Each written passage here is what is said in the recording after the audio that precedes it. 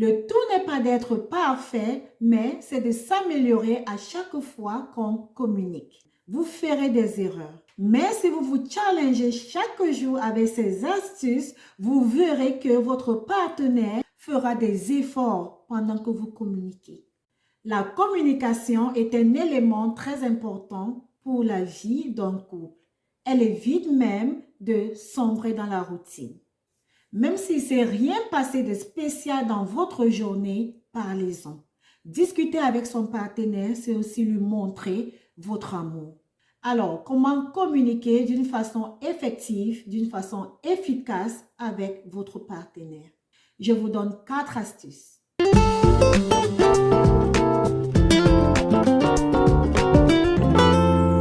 Coucou, bienvenue dans cette nouvelle vidéo. J'espère que vous allez bien. Aujourd'hui, je vous parle de comment améliorer sa communication dans le couple ou comment communiquer d'une façon efficace et effective dans son couple. Je suis Marjoline. C'est parti. Numéro 1. Ayez de l'empathie. Essayez de vous mettre à la place de votre partenaire pour comprendre ses sentiments, ses peurs, ses émotions. Sinon, vous serez toujours rattrapé dans vos propres sentiments, vos propres émotions et vos propres peurs. Donc, en cultivant l'empathie, en pensant constamment aux sentiments, aux peurs, aux émotions de votre partenaire, en vous mettant à sa place, vous pourriez communiquer efficacement. Numéro 2, communiquer pour écouter. Communiquer pour écouter. Parce que si vous n'écoutez pas ce que votre partenaire a à vous dire, à son tour, votre partenaire ne vous comprendra pas. Parfois, ça peut être difficile, surtout si on est fatigué, frustré ou en colère. Dans ce cas, respirez. Essayez de vous relaxer, laissez la frustration, la colère ou la fatigue passer et essayez de communiquer quand vous êtes en forme, quand votre partenaire est disposé à vous écouter. Et même si vous avez déjà parlé plusieurs fois, vous devez être patient. Numéro 3, soyez attentif.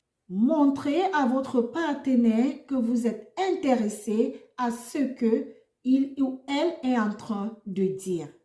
Évitez les distractions telles que les téléphones, la télévision, l'ordinateur et bien d'autres. Quand votre partenaire essaye de vous dire quelque chose, quand votre partenaire essaye de connecter avec vous, mais vous êtes distrait, vous êtes préoccupé par autre chose, vous avez votre esprit ailleurs, vous êtes préoccupé par autre chose, il n'y a vraiment pas de chance pour vous de communiquer d'une façon effective.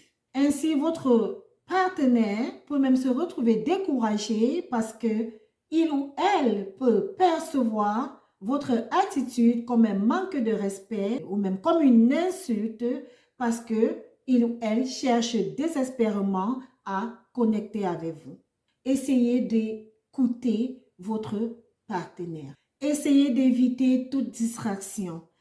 Essayez de vous connecter entièrement dans la communication, même si ce n'est que pour 30 minutes. Essayez de vous mettre à sa place, de comprendre ses sentiments, ses peurs et ses émotions. Il peut arriver que votre partenaire ne soit pas dans le mood pour communiquer, pour discuter. Dans ce cas, essayez de comprendre pourquoi et remettez, si possible, essayez de relancer la conversation plus tard.